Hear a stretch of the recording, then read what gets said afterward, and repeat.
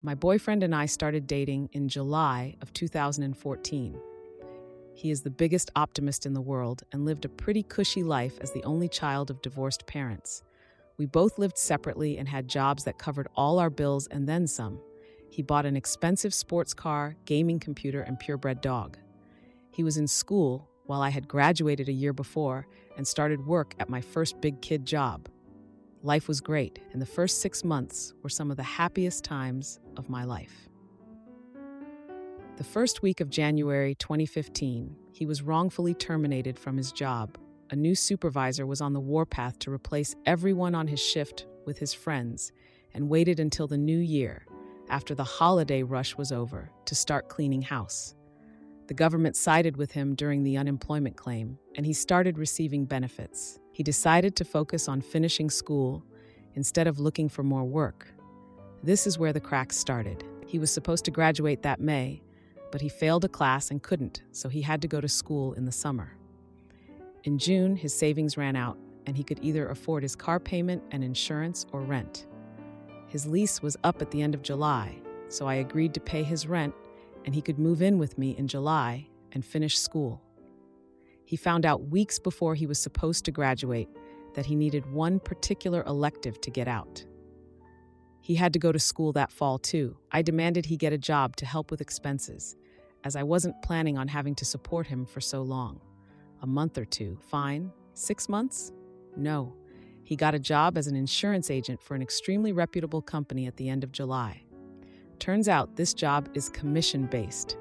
Being the optimist he is, the manager's talk of being able to make unlimited amounts of money drew him in. I paid for him to take the certification tests he needed to work, and he started trying to build a client base selling structured financial products. He made and makes nothing. He'll have a $700 payday for a small close, then nothing for months. He's out there busting his butt every day, but building a financial client base from scratch without any family privilege or existing networks is ridiculously hard. In Sept 2015, we downsized from my fancy downtown apartment to a POS house on the edge of the ghetto. I paid the security deposit and double rent at both places for a month, as that's how the lease overlaps worked out, totaling about $3,500. By November, my savings was almost gone and I had to liquidate shares of my family trust, on which I took a penalty, as my grandfather did not want us to access it before age 25, to get us by. By deck, I had $300 in savings and nothing left in my family trust. I had spent about $17 keen since July supporting us, his job. He needed money to take clients out for lunch and coffee, his dog, and my dog. Since September, we had been having recurring fights about money and chores. I expected him to pick up 90% of the housework as his way of paying me back. He never shaped up on either front. He just kept repeating to me the same things that his manager said to him to draw him in. It'll get better. Everyone struggles at first. If you hang on, you'll make it. Once I make it, we'll be rolling in it. Every time we had a fight. Every time. 2 weeks before Christmas, we had this fight again, and I demanded he do something other than feed me nonsense inspirational quotes. I left the house in a rage and drove to buy cigarettes. I was thinking of who I should text and ask to crash for the night when I got angry. Frick no, I'm not crashing on someone's couch while he lives in the house I pay for, sleeps in the bed I pay for, and eats the food I pay for. I returned home and gave him 10 days to pack his chute and get out. He moved into his dad's house, and I spent Christmas morning chilling with my dog and returning his presents online. We started hanging out again in January of this year, and things seemed to be going well for his business, enough for him to consider getting an apartment. I told him he could move back in, and if we couldn't split expenses evenly at first, he had to get serious about doing chores and sticking to my budget. It was fine at first, but by April, he wasn't doing any chores, and I was back to paying 100% of his and his dog's living expenses. He also was about to not meet quota for that quarter and asked me to sign up for a policy and then reverse it after quarter end so I'd be reimbursed. I lost my shoot on him. I work in capital markets. I can't afford to commit financial fraud for him. I told him I've sacrificed enough for him. He can't come for my integrity too. Bonus. The friend who he did rope into doing the reverse policy still hasn't been reimbursed, 5 months later. We had another blowout fight, and he majorly stepped up on the chores front, which has sustained to this day. Money was still touch and go. When he didn't get paid, his fancy car ate it up every month. He landed a big case in May and paid his half rent in June for the first time and offered to pay all of July, which he did. By the second week of July, he was completely broke again and told me last minute he couldn't pay August rent. I had to scramble to get the cash needed in one account to send the check. He couldn't afford to pay for his half of groceries like he promised either, so that was a scramble too. I'm so sick of this. I work an incredible job for my age, paid off all my college debt 8 months after graduation, and own my car. Yet I'm living paycheck to paycheck supporting him. There's always something, even if it's a legitimate something, that keeps him from paying his half. It's been a freaking year, and there hasn't even been marginal improvement. His job is meant for filthy rich trust fund kids who can afford to be this broke while they build their client base. I admire his optimism, but he's not suffering for listening to it. I am. I have enabled him far too long, and after the most recent fight about money, I realized he is too immature to be trying his hand at this job. He complains when he meets with clients that spend their money on cars and trips and toys instead of buying a policy from him. When he blew his money on a car and a gaming PC when he had a steady paying job. He has no problem having regular circular fights with me, yet won't ask his parents for help because that would be awkward and I don't want to lose his father's respect. He's hurt that I don't trust his promises when he's barely kept any of them, from his graduation date to his bills to chores. He is too immature to see the larger picture, and because I've been enabling him to a fault, he has never needed to because the consequences don't fall on him. They fall on me. Last night, I told him I'm not renewing the lease and am moving out by myself. He followed me around the house, pleading with me and asking me questions. How do you feel about me? What about us? Where will I go? What will it take for you to let me come with you? Questions I have answered every single fight. Questions he needs to answer because it's his freaking life. I refused to answer them again and went to bed. He stood in the doorway and said that stupid Marilyn Monroe quote about not deserving people at their best if you can't handle them at your worst. I said he was totally allowed to feel that way and walk. He shut himself in the computer room and slept on the couch that night. I can't believe he feels like I'm abandoning him after all I've done. He doesn't understand how hurtful it is when he tries to pay his half of rent and bills by spouting off platitudes about struggle and success. It makes me feel so freaking disrespected, and I have told him this every fight. And despite having this fight regularly, it's like he's not even listening to me. Why would he? I haven't made myself worthy of respect by being his financial doormat and not sticking to my boundaries. At this point, I feel he is using me as a safety net. He knows I won't let him or his dog starve, so he doesn't make himself care about coming up with the money for food. He is deluded by his optimism, so much so that he breaks every optimistic promise he makes to me. He talks about how he thinks a client will buy an expensive plan, but then they get the cheap one and now he can't pay rent. He talks about how he met loads of people at a networking event, but only 3 call him back and he needs money to take them out. He says he's set to get 40% enrollment on a corporate contract, but only gets 11% so he can't pay for groceries this week. I used to think he was lying to me, but now I see he's lying to himself. He hasn't matured at all and grounded his expectations in reality because I've been standing in the way of it. Because of this, I don't trust him to give me a realistic end date to supporting him, because he'll probably be wrong about that too. And now that I'm done being his atlas and holding his world together, he's starting to panic. It bothers me so freaking much that he didn't take me seriously until I let the hammer drop on him, as it should have been in the beginning. The irony is not lost on me that he's a broke financial advisor. I missed the first 6 months of this relationship when he had a job that paid well enough to cover up his financial immaturity. I could have taught him a few things that might have stuck instead of picking up all the slack and mommying the ever-living frick out of him. I miss going to sit-down dinners and football games and movies with him. I miss the feeling I had a month after I met him, where I knew I would marry him. Now I'm not sure at all. I'm sad I love him. It's a burdensome tether instead of the inner flame it used to be. And maybe this is my own fatal optimism speaking, but that guy is still there, buried underneath all this nonsense.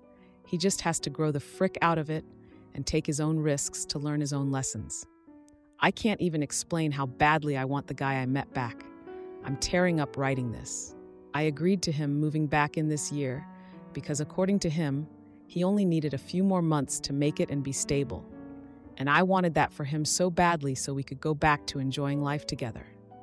My hope is hamstringing me, just like it's doing to him. Can our relationship survive now that I'm seriously taking steps to ensure it doesn't bankrupt me? Or am I being stupid and thinking anything will change? Will he move in with his dad and just get him to be the new enabler? What am I doing wrong that's preventing him from understanding how I feel? Now for a few important comments. One commenter said, "No, you couldn't have. People have to want to learn for lessons to stick. I understand why you're having trouble walking away, because his strengths and weaknesses are so closely tied. But you'd be making the exact same mistake he is by staying, doubling down on a bad decision because you're convinced you can turn it around with just a little more time and investment. He can't, and you can't either. Stop feeding into the sunk cost fallacy and go." Then the original poster responded, "This is so true. I'm a realist from an hurtful home, so he was such a bright light of positivity when I met him. Now it's burning me. You're so right about me making the same mistake. I know what I have to do.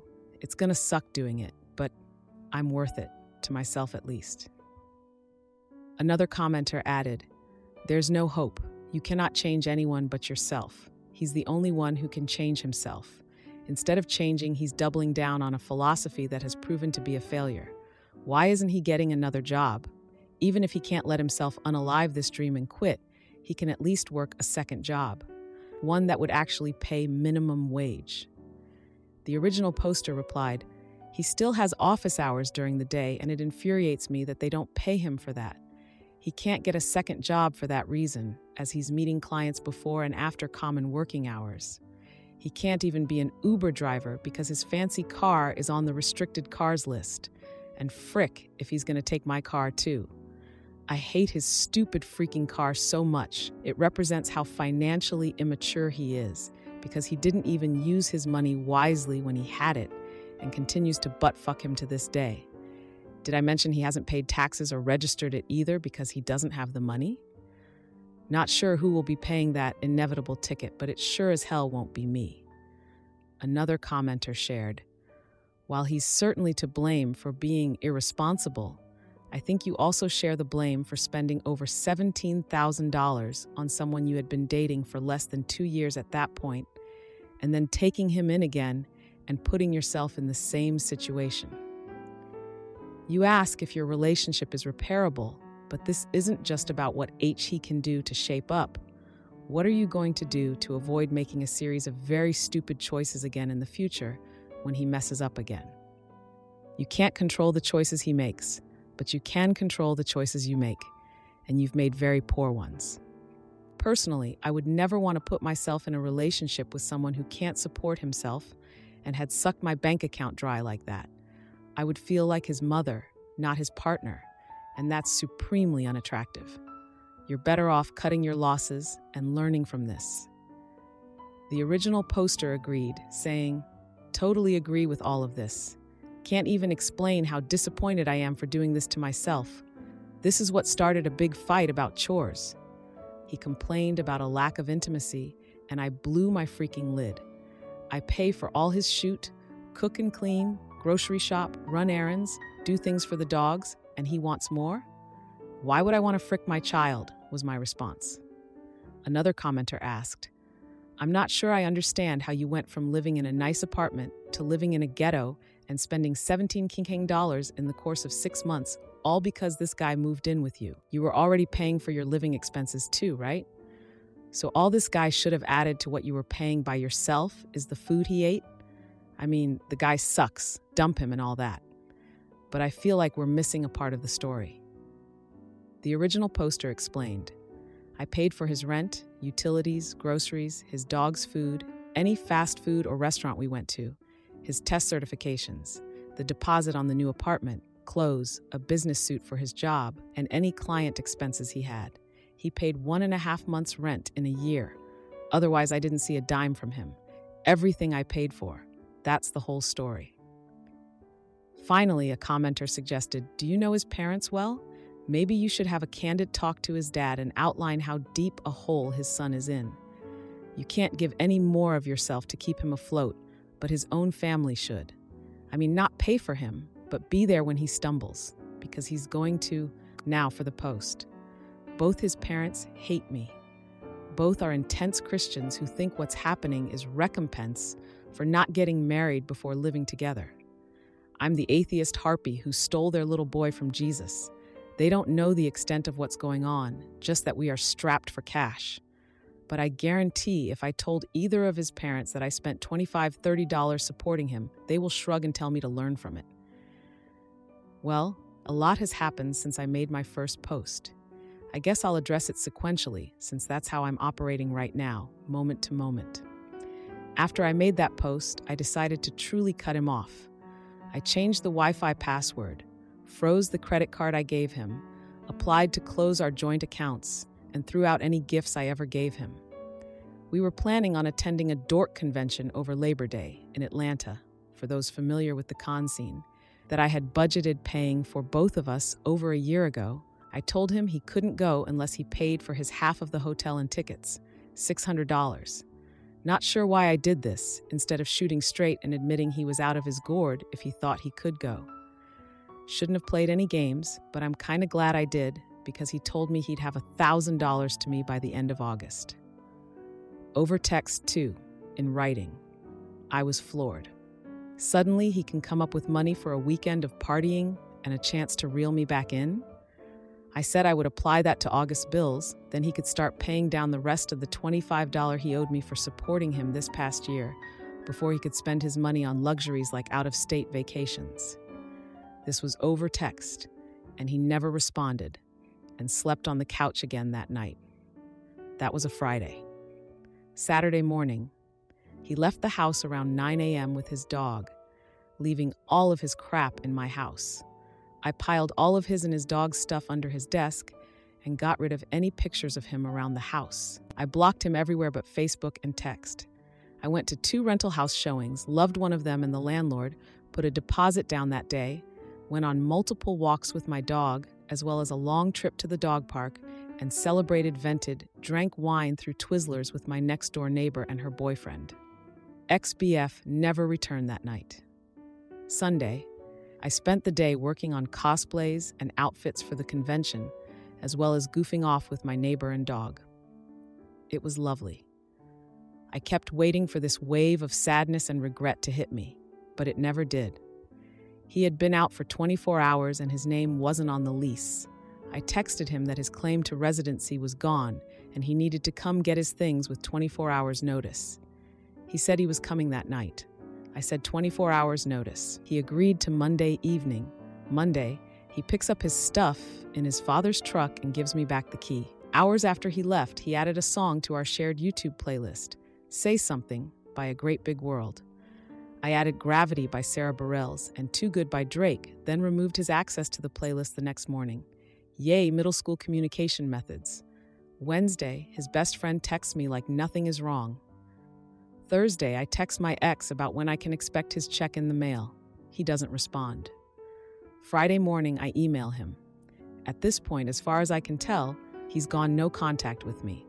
I send him one last email a day later, basically stating that, and he asks me to coffee Sunday night.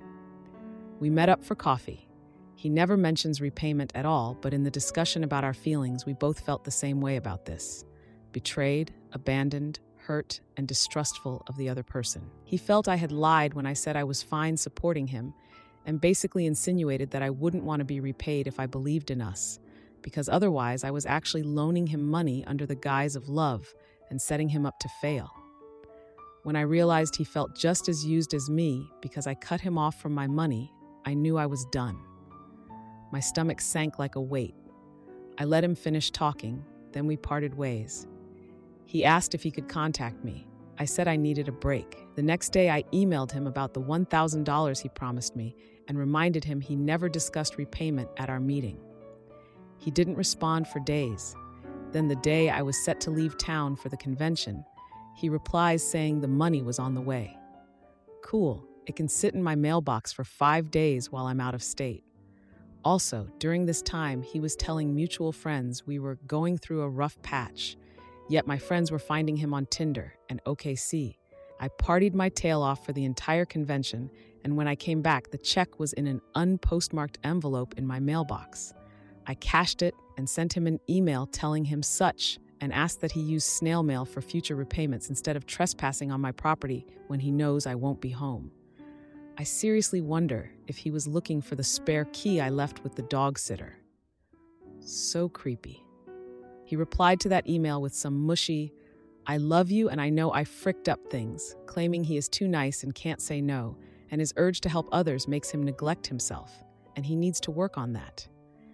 It was the most laughable apology on earth. I was so nice and helpful that I couldn't stop myself from draining you of all your money and energy. My bad. I replied, "You broke my heart and my bank account. It will be a long time before they're both fixed. And then I hope I won't be stupid enough to trust you with them a third time. I will be responding to emails about repayment, otherwise good luck with everything." He replied, "If I could take everything back that I did, I would. I love you, Name, with all my heart. I could have prevented it all. I could have taken action, but I let you slip away. And that'll be one of the biggest mistakes of my life. I'm truly, truly sorry for hurting you. I just want you to be happy. That's all I've ever wanted." I moved out of the house we lived in to a similar one a few streets away. Moving helped keep me busy enough to not think about this. I threw out all our mementos and pictures and shoot in the process, so everything in the new place is all me. Just me. Now I'm settled in, and it feels like it hasn't hit me that it's over. I thought I would be crushed, and there were some lonely moments at the convention that caught me up enough to need a cigarette, but I just feel humiliated. I don't even have the urge to check his Instagram. Every time I see a picture of him, it just reminds me of how stupid and naive I am for thinking he was my one. I'm also super distrustful of my feelings now because of that. It wasn't a question in my mind when I met him that we'd be together forever. I knew I wanted to spend my life with him, like my name, like a fact. I see cute people out or have great conversations, but I have no desire for anything more because I feel like my feelings aren't trustworthy enough to merit acting on them. They led me so far astray last time, but that's it, I guess. It's over, and life is going on. Now for a few important comments. A commenter said, "I remember seeing your original post and wondering to myself what would happen. You handled this masterfully, and it's obvious you are much better off mentally and emotionally for dropping him from your life. You just sound happier in your writing, and for that, I'm glad for you. Just keep putting one foot in front of the other. Thanks. It creeps me out how quickly he became a stranger right in front of my eyes. Anyway, the convention was helpful for jump-starting the old single witch thing again. Haha. That's the path I'll be on for a bit. Am I the idiot for feeling betrayed by my husband after waking up to him inside me?" The original poster shared their experience. I'm a longtime Redditor using a throwaway account. We've been married for 10 years, together for 14, and this is the first time anything like this has happened. I know how it sounds, but my husband really is an amazing guy, a loving and respectful husband, and a great father to our kids. A couple of nights ago, we were having intimacy. Everything was normal, and then I fell asleep after. Later, I woke up to him inside me. I was disoriented and didn't react. I pretended to be asleep, hoping he'd stop. I froze and didn't want to confront him. I know this sounds stupid, and I'm angry at myself for not reacting. He readjusted my position a few times, but then he stopped. He helped me get dressed and tucked me into bed. We haven't spoken about it. Earlier this year, I was raped by a friend. My husband knows this, and it's been traumatic. I'm in therapy and doing better, but this experience with my husband brought up many feelings. I feel like this was a miscommunication or mistake, and I don't want to lump him into the same category as my rapper. But I feel gross and violated. I'm not sure how to bring this up with him. I don't know if I should feel the way I do because I know he wouldn't intentionally cause me harm. Now for a few important comments. A commenter asked, "Did he absolutely think you were asleep the whole time?" The original poster replied, "To the best of my understanding, he either thought I was asleep and went ahead with it, or he knew I was awake and wasn't into it but kept going. This situation is extremely out of character for our relationship, so I genuinely don't know what to think." When asked if this was the first time it happened, the original poster said, "Yes, this is the first time. I plan on talking to my therapist to help me formulate what I want to say. It's just a very weird and confusing situation." Another commenter suggested talking with her husband about how she felt. The original poster responded, "There are times one of us has initiated, mostly kissing, while the other is asleep, and after that we have intimacy or the other person declines, so we go back to sleep. I've never woken up to full-on intimacy and haven't done it to him ever." Now for the one-day update. I'm not sure why I'm updating, only that I have no one to talk to about this. My friends are all friends with my husband, and their husbands are close friends with mine. I don't even know how to talk about this. I saw my therapist, who gave me good ideas for talking to my husband. She helped me through my feelings.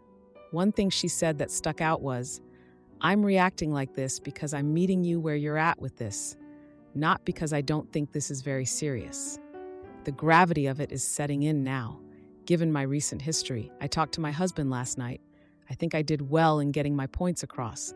I never felt unsafe or threatened. I asked him how many times we'd had intimacy that night. A look flashed across his face, and I thought, okay, here we go. He said we were talking after intimacy the first time. When I challenged that, he said I was making noises in my sleep. I asked if he was touching me sexually at that point, and he said he didn't know. He thought I was willing. I asked why he didn't stop when I wasn't reacting or engaging, and he didn't have an answer. He kept saying he thought I was into it. I asked why he thought I was willing when he had to keep repositioning me. He didn't have an answer. He says he's very sorry and didn't know it was not consensual. He feels creepy and gross. I told him it was creepy and gross, and he broke my trust. He asked how I was doing, and I said bad. He said I should know he wouldn't do anything to hurt me, and I had to point out that, well, yes, he did. In the moment, I don't believe he thought, perfect, she's vulnerable and I'm going to wrap her. I think he wanted to have intimacy and didn't realize I wasn't awake. I don't know where that leaves me. I almost wish it was intentional, because then I wouldn't feel so conflicted and like I'm making him into a bad guy.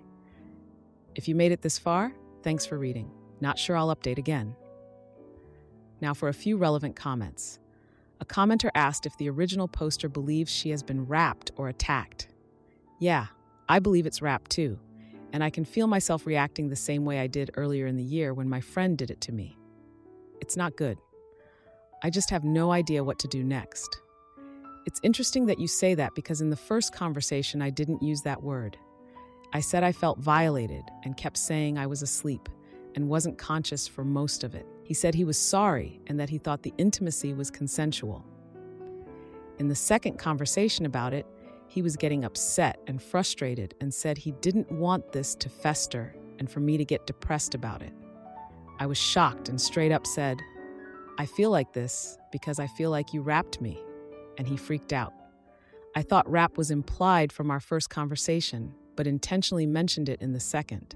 It was a much different reaction. I didn't ask him if he'd done it before. Things are really tense, and it didn't feel like a good time. All I can say is that I don't think he's done it before. We're in our 30s and have been together a long time. His previous girlfriends were from back in high school. I think he's starting to get that it's serious, but I think he's mostly mad at me for accusing him of this. I do think he was horrified, but did start defending himself first, which feels shitty to me. I truly don't know where to go from here. I don't feel like a victim of domestic violence, but then I see how it all looks written down and it looks so bad. I'm confident I wasn't drugged. I opened my own drinks, too, so no chance of tampering. It had been a very busy couple of days. I was tired, we'd had intimacy already, and it was late, so I think I just fell asleep. Now for the update. Thank you, everyone, for all the supportive comments. I wrote my first post just to yell into the void, and I didn't really expect anyone to answer back. My husband and I have had a few conversations. The first one went well. I outlined it in my last post. The second one, the next day, did not go well. He got angry and defensive. Maybe I would too if someone accused me of rap. I don't know. He asked over and over again why I waited so long, 3 days, to tell him. I told him I waited so I could process my thoughts and feelings more, and so I could talk with my therapist. He told me he didn't want this to fester and for me to get depressed over it, which felt so dismissive and hit me like a slap in the face. I said, I feel like this because I feel like you rapped me. He didn't take that well and kept saying he wasn't that kind of person and that I should know him better than that. He accused me of being too drunk to remember things properly. I had 2 light beers over the course of 4 hours, which is not at all a problem for me. I asked him how much he'd had, and he said he didn't know. The conversation was getting heated, and I asked for some space. He was headed to bed anyway, so I was waiting for him to leave. He didn't like that I was ending the conversation, and I had to ask him maybe 5 to 6 times before he finally went to bed. That whole conversation made me feel very stressed and panicky.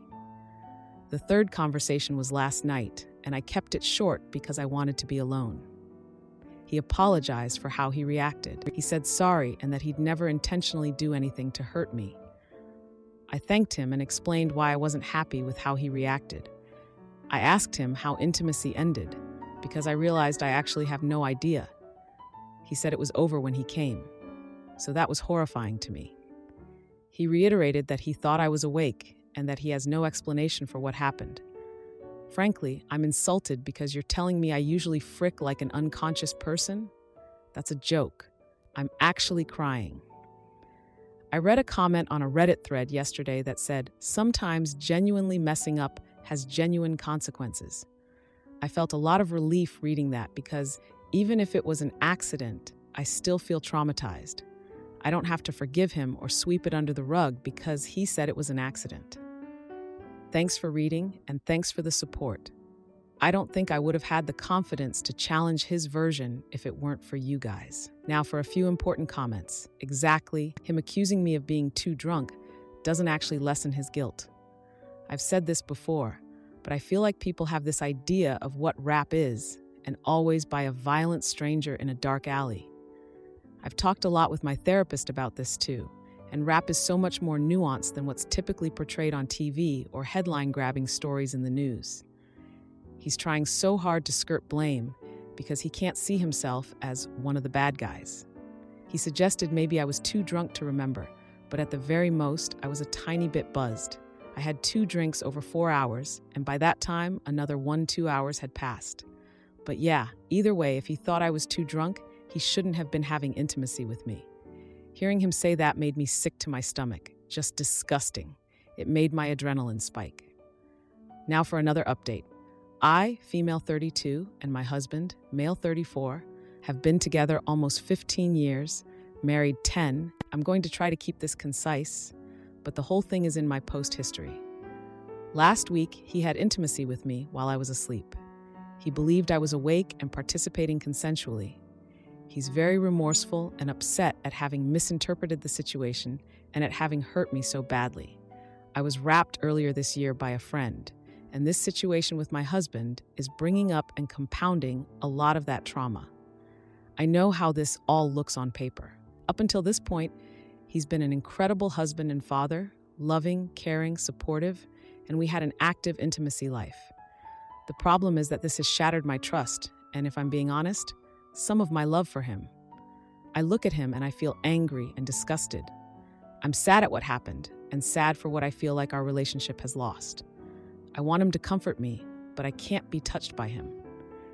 I see a therapist regularly, but he does not. I'm reaching out hoping that someone can offer advice or has been through something similar. I'm really hoping to hear from couples who've experienced a similar situation or miscommunication. I don't think he meant to hurt me, and now I'm in a situation where I have no one to talk to and no one in my life who's experienced anything like this. Do you think I can talk to my couple friends about how my husband accidentally raped me? I'm staring down the barrel at the end of my decade-long marriage and being a single mom. I'm grasping at straws. I'm not going to apologize for trying to find answers or words of wisdom. Now for a few important comments. Why did he believe you were awake and participating? I've asked him that question dozens of times, and he can't answer it. So I'm really not sure. All I know is that I woke up at some point during, do you believe him when he tells you he thought you were awake? About 99% of me believes him. I question how it's possible not to know I was asleep, but I also know him very well, and never in a million years do I think he'd do something like this on purpose. Now for a comment exchange. Commenter, I believe you and have no idea. This is a tough one, all right, but I am keen to know, truly. How can someone start having intimacy with someone and they are asleep? I find that quite perplexing. It sure happens, as I have heard about it many times, but if my husband even started going anywhere near me whilst I was asleep, I would wake up immediately. I'm sure of it. I'm not meaning to sound stupid or disbelieving, but I'm just a bit confused as to how this can happen. Then OP replied, I didn't have anything on. I'm not on medication. It was really late, and I'd had an active couple days, so I was exhausted. Am I the idiot for telling my girlfriend to grow up because she cares more about animals than our relationship? My girlfriend loves animals. She is a legal secretary as her job and also works as a small animal specialist on the side. She's worked as a small animals specialist for 4 years, and after getting her real job, decided to keep her other job for fun. At home, we have 2 dogs and 2 cats. All are her pets. Her jobs are highly demanding, and when she isn't working, she's in the den organizing huge dog adoption events. Every 4 or 5 months, she manages to bring about 60 dogs up from high-kill shelters around the U.S. and finds every dog a home. I think that's a cool thing she does, but she literally stays up until 3 a.m. planning flights and managing people to get the dogs securely to the holding center, etc. And then wakes up at 6 a.m. and goes to work until 5 p.m. Then goes to her other job until 10 p.m. and comes home and repeats the process. On her days off, she is taking her dogs to the park or going on hikes. She lavishes her pets with new beds and the best food, and when she is working, she has the dogs go to daycare, etc. As you can see, her days are filled with animals, and I feel like I'm not even a part of this relationship. When she isn't with animals, she's reading or doing her own thing. We've been out to dinner together maybe twice in the past month. She isn't distant or rude. She always lets me in on what she's doing and asks if I want to help or go to the park with her on a hike, but I don't want to, because it's always about the animals and not me. Anyway, last night before we went to bed, she said she was thinking about getting a tree frog to put in the den because she really likes the calming presence they give off. I just think that is the straw that broke the camel's back, because I told her that's insane. I told her I'm tired of all the animal stuff she's involved in. I told her she needs to grow up, and I told her absolutely no to the tree frog idea. At first, she was quiet, but then she said something about how animals are her passion and what she does isn't stupid, and she'll never get tired of animals, and that I have my own hobbies too that she doesn't think are stupid and childish. She then said that tree frogs are close to nothing maintenance-wise, and they're just pretty. Then she started getting upset, cried, and left the room, and when I woke up, I found her asleep on the living room floor with the dogs. It's not like we're being overrun with animals, but the amount of them in my life is aggravating. She even brings random lizards home and nurses them back to health. Isn't this all a little insane? She's always loved animals, but now that she makes a substantial amount of money, she does more than ever. I don't get it. Now she wants another animal to fawn over and spend hundreds of dollars on each week? No. I guess I'm just venting for the most part. I feel bad for the way she feels, but I still think the time she invests in animals is insane, and since she's in a relationship with me, she should act like it. Now for a few comments. One commenter said, "Why would you tell her to grow up? She's grown up, and yes, animals are her hobby. She makes time for her hobby. I think you're just resentful because you aren't spending time with her. She has a right to be upset with what you said. Why don't you sit her down and just explain? You think her hobby is great, but it's time-consuming. You would like to spend more time with her and do other things besides doing something animal-related. Think of some activities you both haven't experienced and not related to your hobbies. Create a hobby you both can do. That way you can set some time for it every week." Then I replied, "I told her to grow up because she's spending thousands of dollars on dogs to fly them from to and fro when she could be using that money on homeless children. I mean, if she was that determined to donate or give away her money."